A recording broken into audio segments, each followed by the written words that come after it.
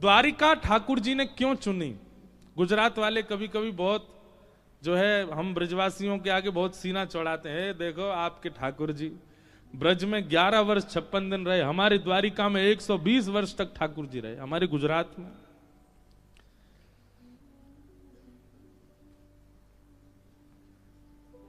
कई बार व्यक्ति का जन्म हुआ भारत में, भारत में रहा बेचारा 18 साल तक पढ़ाई की, स्कूल वगैरह की, और 18 साल के बाद बेचारे को विदेश जाना पड़ जाता है।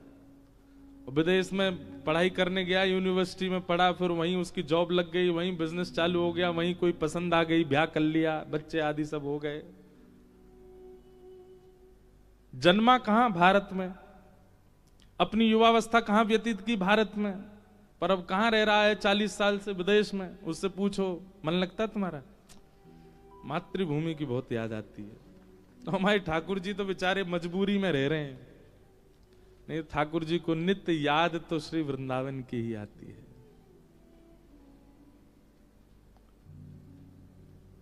नंद लाला ने माता यशोदा जी सांवरे, ममता नि मूर्ति मारी रह गई गोकुल मां।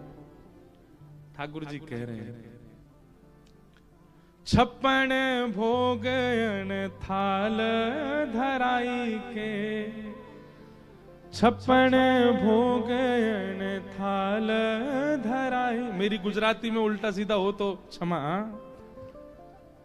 आज मैं एक चीज सोच रहा था सुबह सुबह कि ठाकुर जी द्वारिका आए, देखो ऐसे चिंतन चलते रहने चाहिए। ठाकुर जी द्वारिका आए तो द्वारिका आके ठाकुर जी गुजराती बोलते थे क्या? वो यहां पे भी ब्रजभाषा ही बोलते होंगे। हमको तो बड़ा अटपटा सा लगता होगा है, पीतांबरी पहन करके, मोर मुकुट धारण करके, और कानों में मकराकृत कुंडल पहन करके, और शंख चक्र गदा पद्म धारण करके, एक हाथ में वंशी लेकर के द्वारिकाधीश चल रहे हैं। रास्ता में यूं पूछ रहे केम छो, तमे केम छो? ऐसे नहीं पूछते होंगे लाल जी। देव की मैया थाल लेकर के आई, लाला भोजन सरस छे? ठाकुर जी तो यहां भी यही बोलते, कैसो भैया सब आनंद है, चकाचक घुट रही है कि ना घुट रही? यहां ठाकुर जी अपनी ब्रजभाषा ही बोलते होंगे। 56 भोगन थाल धराई के, 56 भोगन थाल धराई के। श्री द्वारिकाधीश कह रहे हैं द्वारिका में 56 भोग धराया जाता है, पर माखन नी मिश्री मारी रह गई गोकुल मां, माखन नी मिश्री मारी रह गई गोकुल मां। अब किसी को अगर हिंदी लिखनी आती हो और जिसको ये पद पूरा याद हो, हमको लिख के दे देना। अब गुजराती में नहीं लिखना, भाषा गुजराती हो पर लेखनी हिंदी हो तो दे देना, तो हम गाएंगे इसको कथा में। बहुत सुंदर। तो लोग बाग कहते हैं ठाकुर जी गुजरात में इतने वर्ष तक रहे, आपके ब्रज में 11 वर्ष 56 दिन रहे बस। पर भैया याद रखना, द्वारिका में भले ही 100 वर्ष से ऊपर ठाकुर जी रहे, पर आज भी पूरे कलिकाल में किसी भी मानव के हृदय पर जो प्रभाव 11 वर्ष की लीला डाल देती है, वो द्वारिका लीला नहीं डाल पाती। जो 11 वर्ष के ठाकुर जी की लीला वो जितनी भारी पड़ जाती है ना चित्त पर, वो द्वारिका लीला नहीं पड़ती। अवधि कितनी ज्यादा है ये महत्वपूर्ण नहीं है, जितनी है उसमें प्रेम कितना ज्यादा है वो महत्वपूर्ण है। यहां ठाकुर जी इतने वर्ष तक रहे, उसके पीछे भी एक कथा है। एक भक्त की मनोकामना के लिए ठाकुर जी यहां विराजे। कथा आती है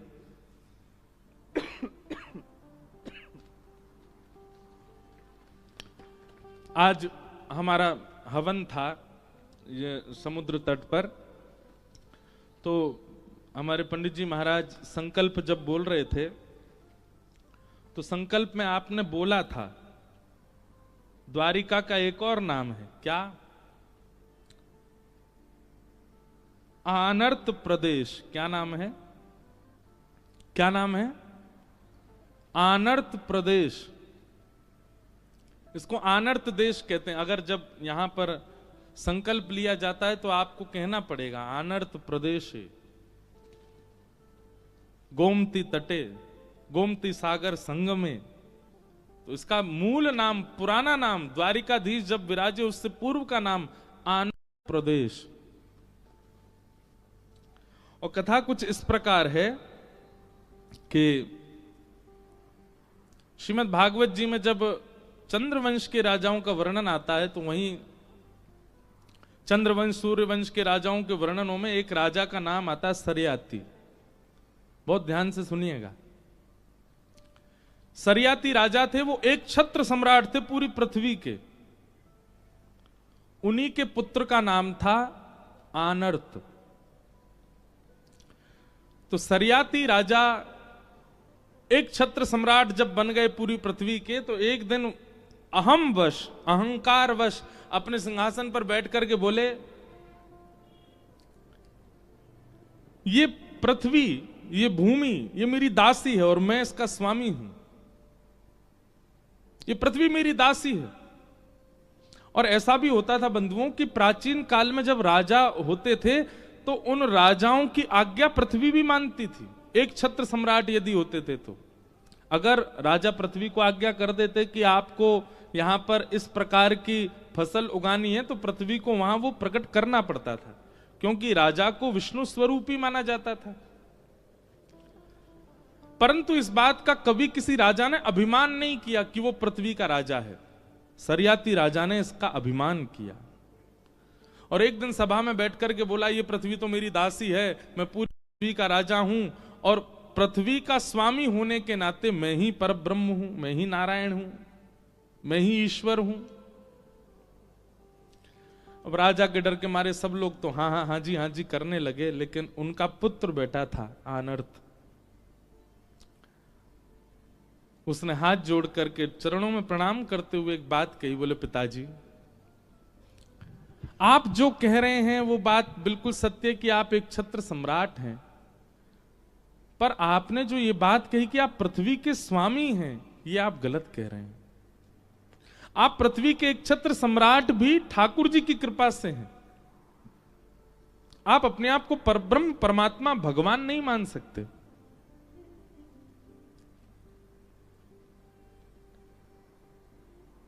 सुबह सुबह उठते ही कितने लोग हाथ देखते हैं, हाथ ऊपर करो, झूठे, सबरे झूठे। इतने सब देखते हो हाथ सुबह उठते ही। चलो कल सबके कमरान में जाके देखूं मैं कितने लोग हाथ देखते हैं। कराग्रे वस्ते लक्ष्मी कर मध्य कर मूले तु गोविंद। और फिर उसको बाद क्या करते हैं, समुद्र वसने देवी पर्वत स्तनि मंडले विष्णु पत्नी नमस्तुभ्यम, विष्णु पत्नी नमस्तुभ्यम। पृथ्वी को क्या कहा जाता है, विष्णु की पत्नी। भगवान की दो पत्नी है, श्रीदेवी और भूदेवी। श्रीदेवी लक्ष्मी है और भूदेवी पृथ्वी। आनर्त पिताजी से कहने लगा, बोले पिताजी आप कैसे कह सकते हैं कि पृथ्वी आपकी दासी और आप उसके स्वामी? क्या वेदों में गलत लिखा है विष्णु पत्नी नमस्तुभ्यम? ये विष्णु की पत्नी है और आप इसके स्वामी कैसे बन सकते हैं? सरयाती को क्रोध आ गया अपने पुत्र की बात सुन करके। बोले अच्छा, तो तू मुझे पृथ्वी का स्वामी नहीं मानता? बोले मैं आपको एक छत्र सम्राट मानता हूं, पर आप पृथ्वी के स्वामी नहीं हो सकते। क्योंकि पिताजी इसके कई उदाहरण हैं। पहला उदाहरण, आपका जन्म नहीं हुआ था उससे पहले से पृथ्वी है, और आप पधार जाएंगे उसके बाद भी पृथ्वी रहेगी।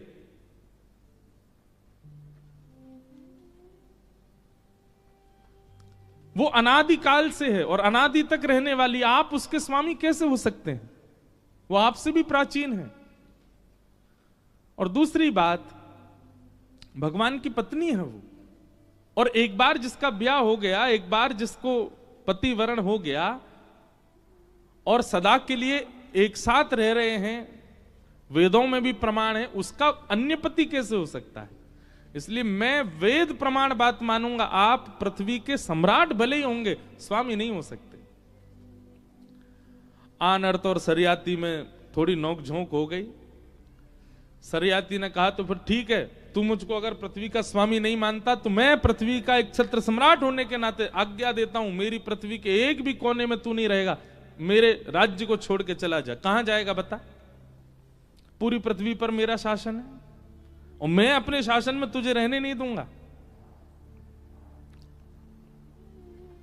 आनर्त बोला, आप पृथ्वी के सम्राट हैं, समुद्र के नहीं। मैं समुद्र में चला जाऊंगा, मैं समुद्र पर रहूंगा, और समुद्र के स्वामी तो नारायण है। और आनर्त तुरंत निकल पड़े राज्य छोड़ करके, और चलते चलते यहीं आए, इसी स्थान पर।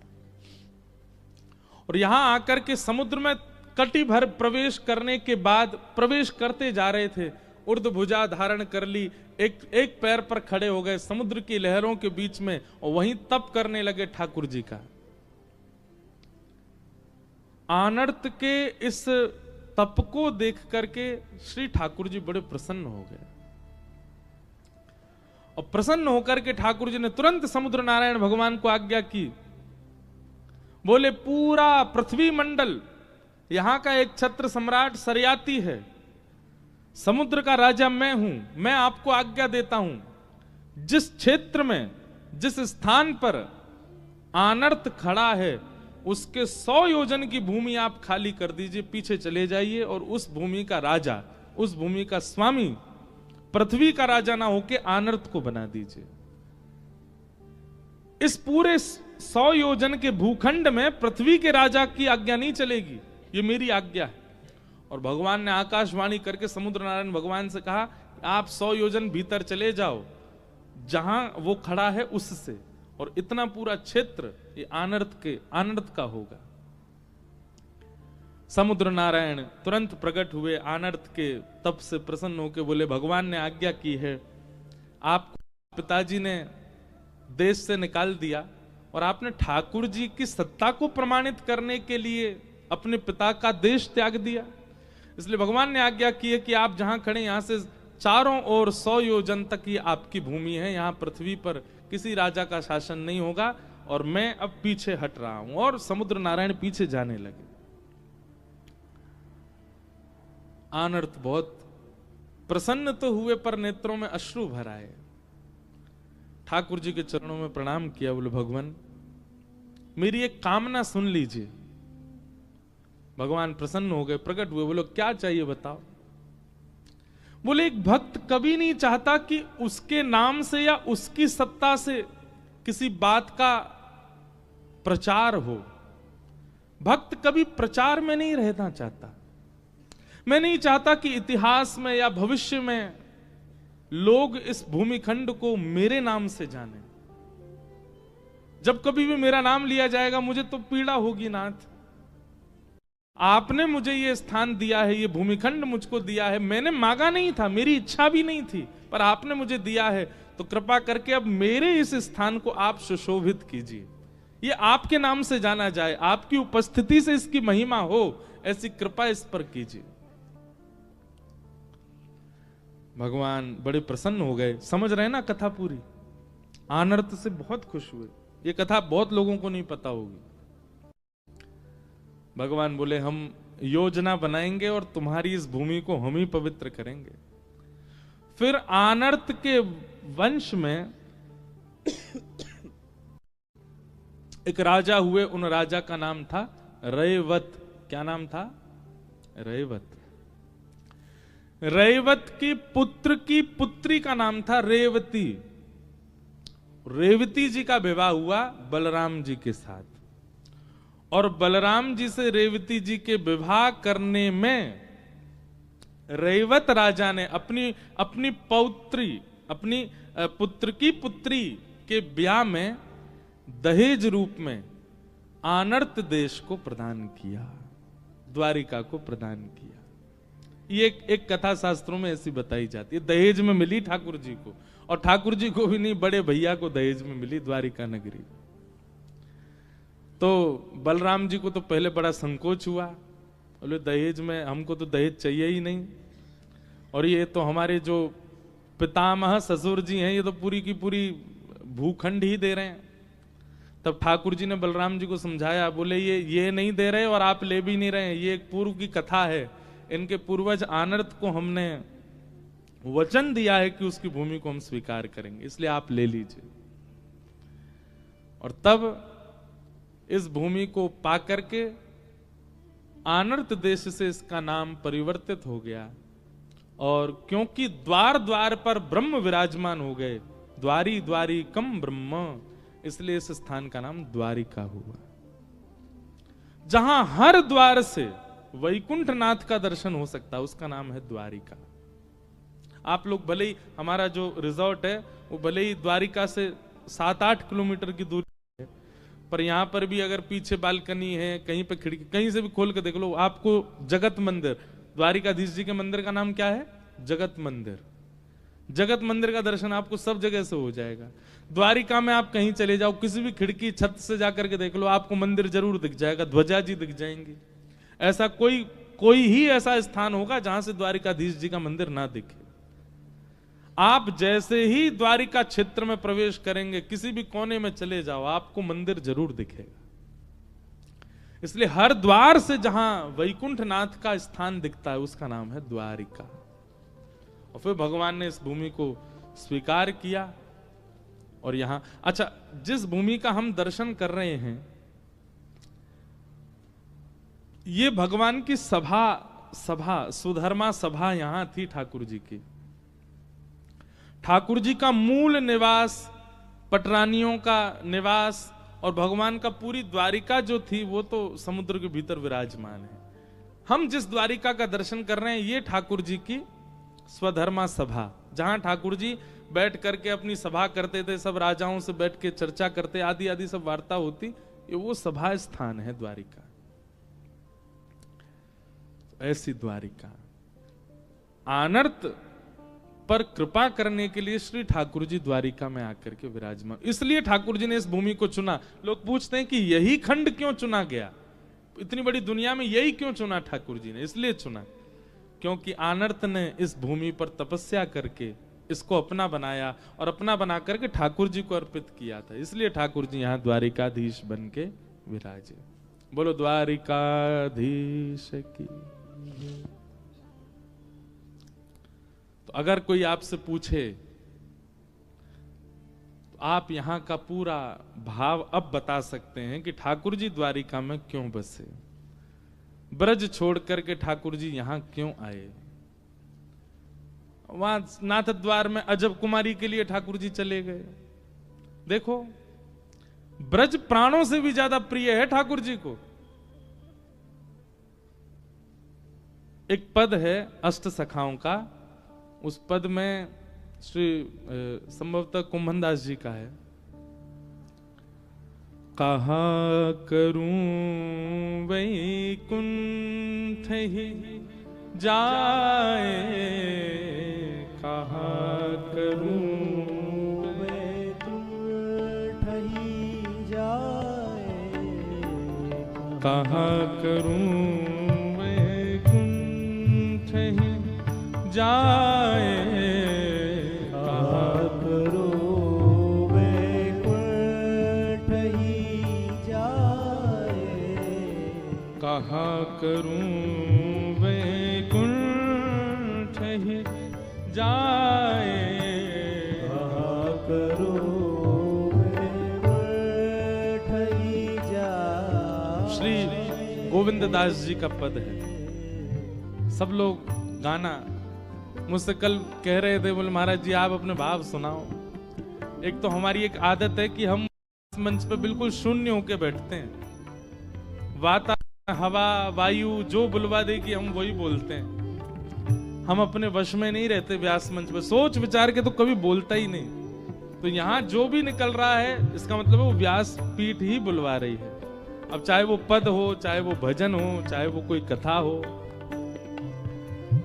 और विशेष रूप से मुझे पद गाना बहुत प्रिय लगता है, इसलिए ये पद भले ही आपके तन को नहीं नचाएंगे, पर आपका मन रूपी मयूर नृत्य करेगा, इसलिए भाव से गाइए।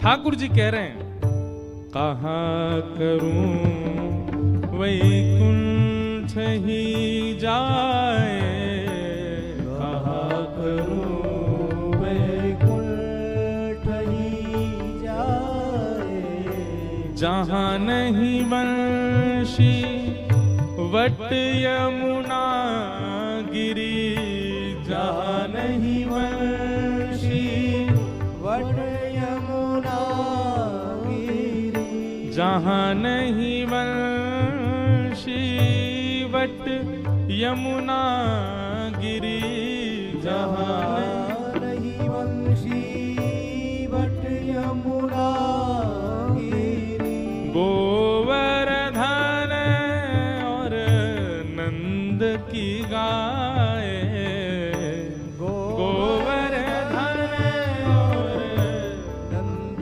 की गाय, कहाँ करूं वैकुंठ ही जाए, कहाँ करूं वैकुंठ ही जाए, कहाँ करूं वैकुंठ ही जाए, कहाँ करूं वैकुंठ ही जाए, जहाँ नहीं ये कुंज लता द्रुम, जहाँ नहीं ये कुंज लता द्रुम, मंद सुगंध बहत ना प्यार, मंद सुगंध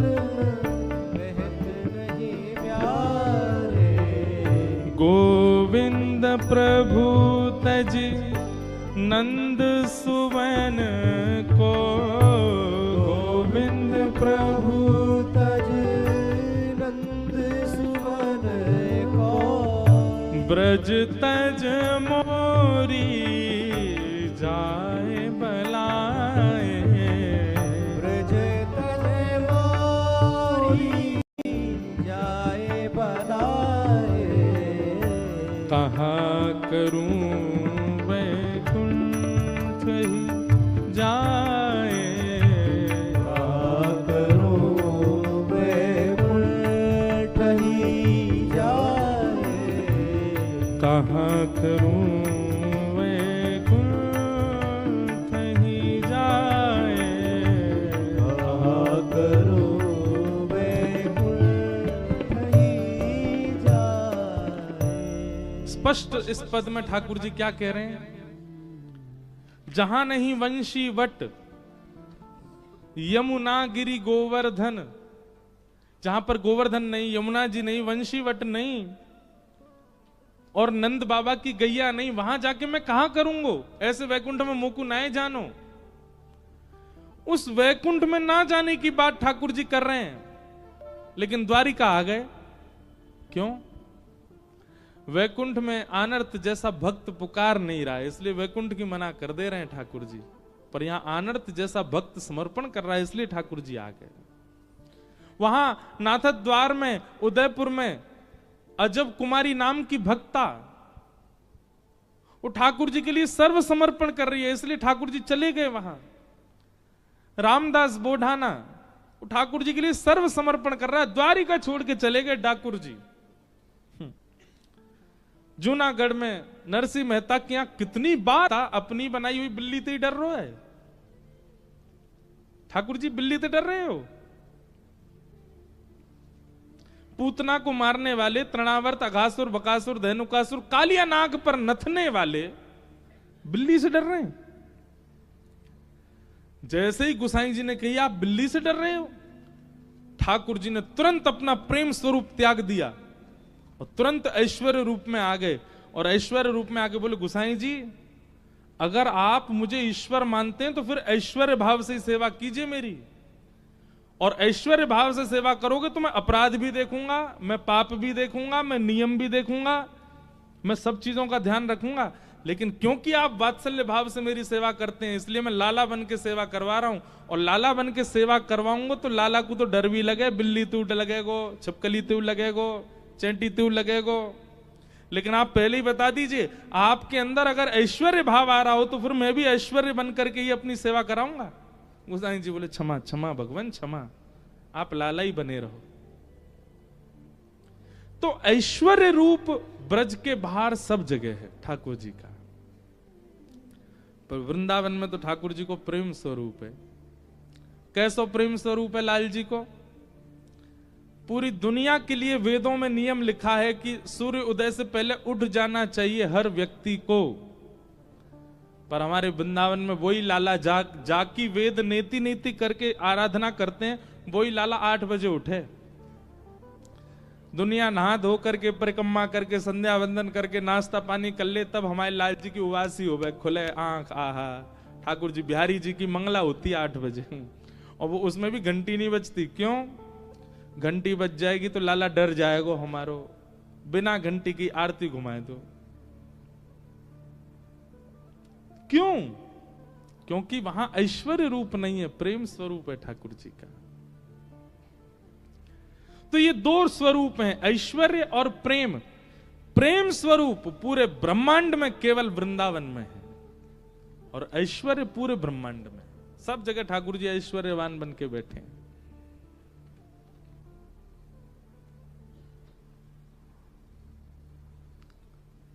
तो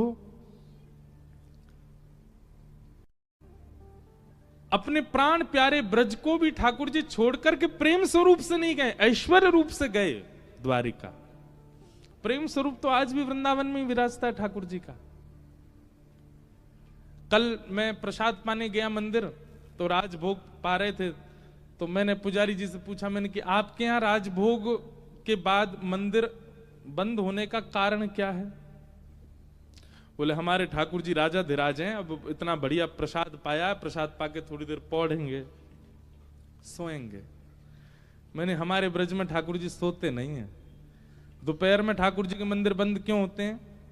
वो लाला आप गैया चरावे जावे को, इसलिए कई मंदिरों में ठाकुर जी को छड़ी धराई जाती है, छड़ी धारण कराई जाती है, गेंद धारण कराई जाती है। ठाकुर जी गेंद लेके, छड़ी लेकर के, और कटकाचनी पहन करके, और कई मंदिरों में ठाकुर जी की भोग सामग्री रखी जाती है। लाला वन में जाएगो गैया चरावे, तो ऐसी व्यवस्था करके भेजा जाता है। दोपहर में 1-2 बजे वृंदावन में दर्शन क्यों नहीं होते? बोले क्योंकि लाल जी मंदिर में है ही नहीं, गैया चरावे गए जमुना पल्ली पार। 4:30-5 बजे लौटेंगे तब दर्शन होंगे, और 4:30 बजे 5 बजे उत्थापन जब होगा ठाकुर जी का, तो फल का भोग लगाएंगे। फल का भोग क्यों? बोले ठाकुर जी अभी लौट के नहीं आए नंद भवन, वन में ही है, तो वन की भिलनियों ने फल तोड़ तोड़ के ठाकुर जी को पधराए, इसलिए फल का भोग लगता है। और फिर ठाकुर जी जब लौट करके आते हैं 4:30-5 बजे के बाद, फिर मंदिरों में हल्के गर्म जल से थोड़े कपड़े गीले किए जाते हैं, फिर ठाकुर जी गाल पहुंचे जाते हैं, हाथ पहुंचे जाते हैं। बोले क्यों? गैया चरावे गए तो गौ रज लग गई है ठाकुर जी को, तो धीमे धीमे वो रज मिटाएंगे, थोड़ी थोड़ी साफ करेंगे, फिर ठाकुर जी की संध्या आरती करते हैं, राधा रमन जी में औलाई करते हैं। क्यों? क्योंकि वहां ठाकुर जी ऐश्वर्य रूप में नहीं है, प्रेम स्वरूप में विराजमान है।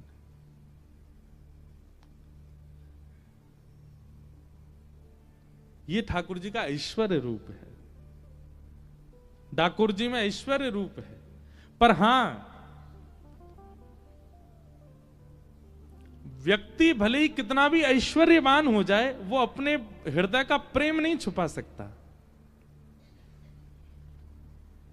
इसलिए आज भी द्वारिका में श्रृंगार आरती में सुबह और शाम को संध्या आरती में आज भी ठाकुर जी वंशी धारण करते हैं। श्री द्वारिकाधीश चतुर्भुज हैं, पर वंशी धारण होगी ठाकुर जी को। संध्या आरती, श्रृंगार आरती में ठाकुर जी वंशी बजाते हैं, मतलब श्रृंगार करके आज भी ठाकुर जी वृंदावन को याद करते हैं, श्री द्वारिका में रहते भाई भी। ऐसे ठाकुर जी का प्रेम भाव है। द्वारिकाधीश को भी अगर आप वृंदावन प्रेम से पुकारोगे तो ठाकुर जी को और अच्छा ही लगेगा। हम तो जाके ऐसे ही बोले, मैं लाला बहुत जोर से आनंद कर रहा हो, हमारे ब्रज में पलो बड़ो, यहाँ के राजा धीराज बन गए, आनंद आ रहा हो, खूब जोर से बैठो सिंहासन में, ठीक है बढ़िया लाला, चकाचक भीतर बैठो रे, हम ब्रजवासी दूर दूर खड़े हैं। ऐसे करके ठाकुर जी से थोड़ी चर्चा करें तो ऐसा लगता है कि ठाकुर जी सुन रहे हैं, प्रेम स्वरूप नहीं भूलते। ऐसे श्री द्वारिकाधीश बड़े आनंद से विराज रहे हैं और उनकी चरण सन्निधि में हम आप सब लोग कथा का श्रवण कर रहे हैं। बीच बीच में कुछ द्वारिका के महात्मा और भाव प्रकट होते हैं, सबको प्रणाम है। आइए भागवत जी के प्रसंग में प्रवेश करें। कल हम लोगों ने मंगलाचरण सुना था भागवत जी का, अब उससे आगे की चर्चा श्रवण करते हैं। 88,000 सौनकादि ऋषि नैमिषारण्य में मानव कल्याण के लिए यज्ञ करने के लिए बैठे थे, पर इन सबको यह लगने लगा कि यज्ञ से मानव कल्याण नहीं होगा, मानव के कल्याण के लिए कुछ अलग करना पड़ेगा, कुछ ऐसा करना पड़ेगा जिससे प्रभाव पड़े मानवों के चित्त पर। तब विचार करने लगे क्या करें।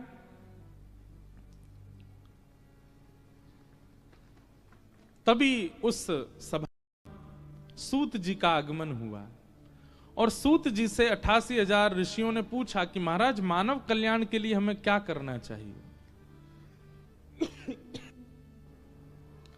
6 प्रश्न किए और इन्हीं 6 प्रश्नों में 7 दिन की कथा चलती है। आज हम पर भी कुछ प्रश्न आए। एक प्रश्न तो किन्होंने लिख करके दिया है कि उनकी दीक्षा हो चुकी है और दीक्षा से अब वो अपने गुरु मंत्र जो उनको गुरुदेव ने प्रदान किया उसका अर्थ जानना चाहते हैं। हम आपसे एक प्रार्थना करेंगे, एक भाव आपके सन्मुख रखना चाहेंगे निवेदन करते हुए। हम अर्थ तो जानते हैं पर गुरु मंत्र जो है उसका अर्थ, उसका विवेचन गुरु से ही श्रवण करना चाहिए। और इसका प्रमाण है हमारे भाष्यकार श्री रामानुज स्वामी जी महाराज, श्री रामानुजाचार्य जी, जिस परंपरा के हमारा पूरा बंग परिवार अधिकतर सब रामानुज परंपरा से, हम भी रामानुज परंपरा से। हमारे श्री रामानुजाचार्य स्वामी जी, आप अपने गुरुदेव के चरणों में 17 बार गए। अष्टाक्षर मंत्र जो हमको गुरु मंत्र मिला है, हम आप सब लोगों को, उस अष्टाक्षर मंत्र की विधि जानने के लिए 17 बार गए अपने गुरुदेव के चरणों में। और हर बार इनके गुरुजी टाल देते, नहीं बताते या भाव कुछ अन्य कह देते, पर रामानुज स्वामी जी नहीं माने, बार बार गुरुदेव के पास जाते कि अष्टाक्षर मंत्र की विधि क्या है, ये जो अष्टाक्षर मंत्र हम लोग जपते हैं इसका अर्थ क्या है, मुझे बताइए। ये हमारे भाष्यकार श्री रामानुज स्वामी जी का दर्शन। आप शेषावतार श्री बलराम जी, लक्ष्मण जी ही बलराम जी बने और वही बलराम जी ही कलयुग में शेषावतार श्री रामानुजाचार्य जी के रूप में प्रकट हुए। जब इतनी ललक आपके भीतर जग गई गुरु मंत्र की विधि जानने की, तब 17 बार के बाद गुरुदेव ने कृपा की और सोचा कि इतना उत्सुक है गुरु मंत्र की विधि जानने का, तो अब मैं इनको बताऊंगा। और गुरुदेव ने तुरंत उनको बैठा करके अष्टाक्षर मंत्र की विधि बताई। हमारे यहां गुरु मंत्र को माइक पे या स्पष्ट नहीं बोलना चाहिए। तो जब गुरुदेव ने अष्टाक्षर मंत्र की विधि बताई और विधि बताते ही रामानुज स्वामी जी तुरंत गुरुदेव को प्रणाम करके एकांत में गए और एकांत में जाकर के जैसे ही अष्टाक्षर मंत्र करना प्रारंभ किया, इतने में ही चंदन की सुगंधी आने लगी, कपूर की सुगंधी आने लगी, केसर की सुगंधी आने लगी, दिव्य तेज आंखों में पड़ने लगा। केवल एक अष्टाक्षर उच्चारण ही किया था, इतने में ही ये सब अनुभूतियां होने लगी। सुंदर मंद सुगंध शीतल हवा बहने लगी। आपने जैसे ही नेत्र खोल करके देखा, शंख चक्र गदा पद्मधारी श्रीमन नारायण साक्षात सन्मुख खड़े हैं। गुरु मंत्र की विधि जानने के तुरंत बाद ठाकुर जी का दर्शन हो गया। रामानुज स्वामी जी ने जैसे ही ठाकुर जी को देखा, हमारे श्री नाभा जी भक्तमाल जी में वर्णन करते हैं, रामानुज स्वामी जी ने तुरंत प्रणाम किया ठाकुर जी को, और प्रणाम करके भगवान तो इतने प्रसन्न थे कि हमसे थोड़ी बात करें, कुछ कहें, पर रामानुज स्वामी जी ने कोई बात नहीं करी, तुरंत दौड़ करके गए और श्री रंगनाथ मंदिर के गोपुरम पर चढ़ गए, और गोपुर हुए आरूढ़ उच्च स्वर मंत्र उचारो। आपने गोपुर पर आरूढ़ होकर के जिस मंत्र को गोपनीय रखना चाहिए था, अष्टाक्षर मंत्र को, जोर जोर से सबको सुनाने लगे। इतने में ही महाराज अनेक लोगों ने उसको सुन लिया, तभी गुरुजी ने आकर के रोका, ए क्या कर रहे हो तुम, गुरु मंत्र गुप्त रखा जाता, तुम ऊपर चढ़ के पूरी दुनिया को सुना रहे हो।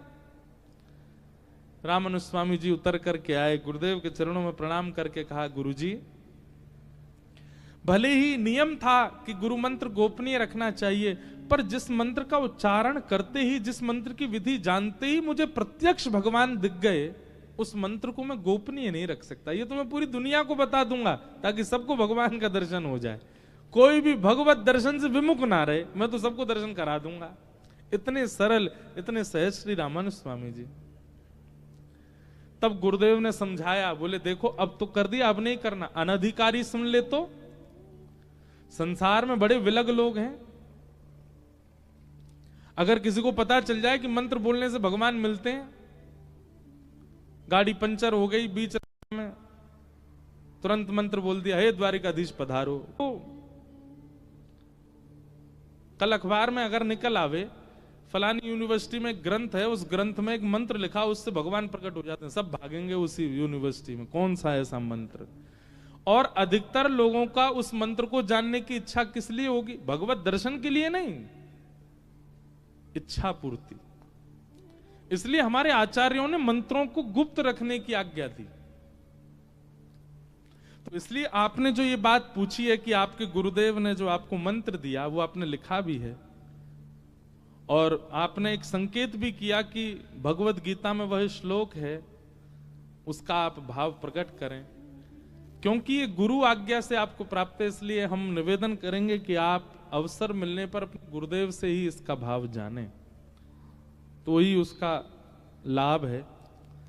और इस प्रकार मंच से तो प्रकट करना भी उचित नहीं है हमारी पद्धति में। अब आपकी पद्धति में होता हो तो बात अलग है, हमारी रामानुज पद्धति में गुरु मंत्र और गुरु आज्ञा का प्रचार नहीं करना चाहिए।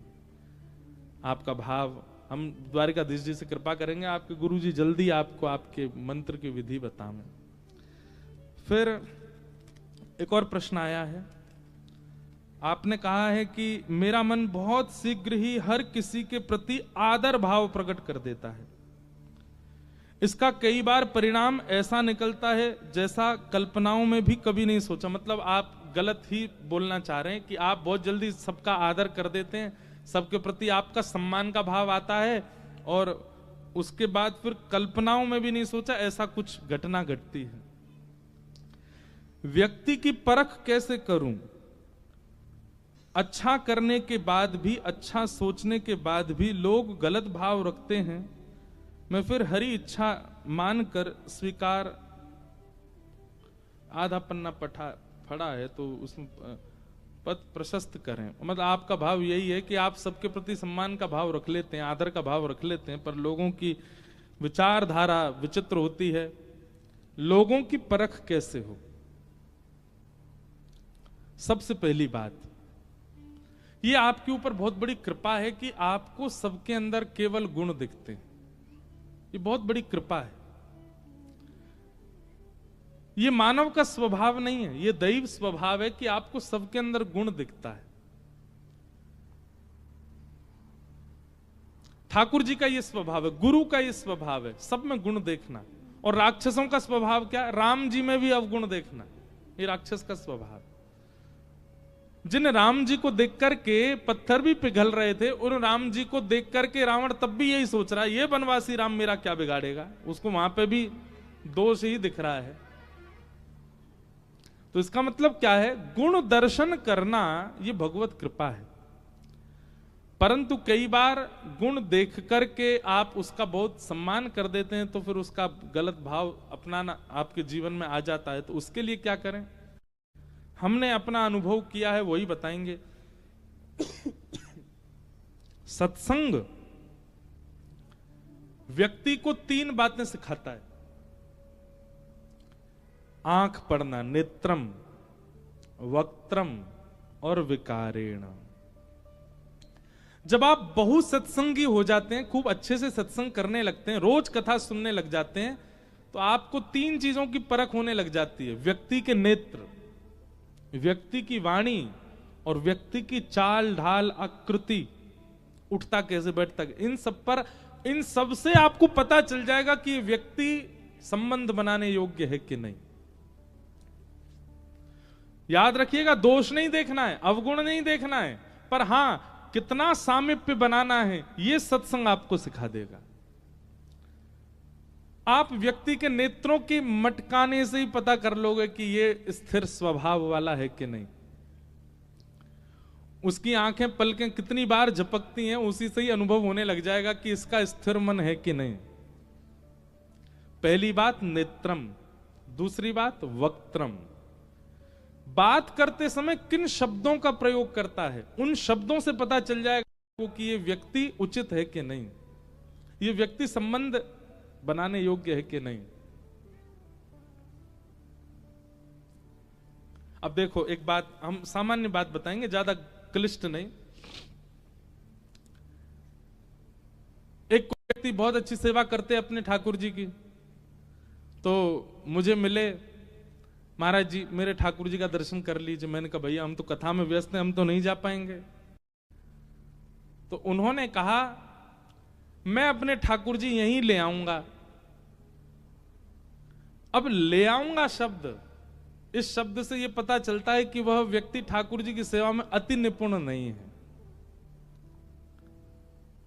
अगर अति निपुण होता, ठाकुर जी को सामान्य व्यक्ति भाव से ले आऊंगा नहीं कहेगा, क्या कहेगा, मैं अपने ठाकुर जी पधराऊंगा।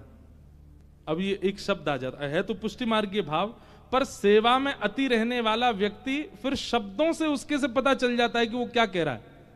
महाराज जी, अब कई लोग भोजन पवाते हैं, आपको रोटी डाल दूं, रोटी डाल दूं, चटनी डाल दूं, सब्जी डाल दूं। अब ये डाल दूं शब्द से क्या पता चलता है कि इन्होंने संतों को भोजन कराया ही नहीं है कभी, ये वैष्णवों को भोजन नहीं कराना जानते, इसीलिए बोल रहे हैं डाल दूं। हम कोई गैया हैं, बछड़ा हैं, कौन है डाल दूं। वैष्णव को क्या कहा जाता है, आपको सब्जी परोस दें या पधरा दें। कभी संतों की पंगत में बैठोगे तो संतों की पंगत में परोसने की भी एक नियम, वहां पे नमक नहीं कहेंगे, वहां पे राम रस। अब बेचारा जिसने कभी संत पंगत नहीं पाई होगी, राम रस आ रहा डाल दो, राम रस होता नमक। रोटी राम, रोटी राम, रोटी राम। महाप्रसाद में, अब देखो बंबई का बच्चा अगर बैठ जाए पंगत पाने और महाराज पंगत बोल रही महाप्रसाद महाप्रसाद महाप्रसाद महाप्रसाद, अब वो पहले महाप्रसाद मतलब कोई विशेष प्रसाद होगा, महाप्रसाद कहते हैं चावल को। तो शब्दों से व्यक्ति कैसा है और किस संगति में रहता है पता चल जाता है।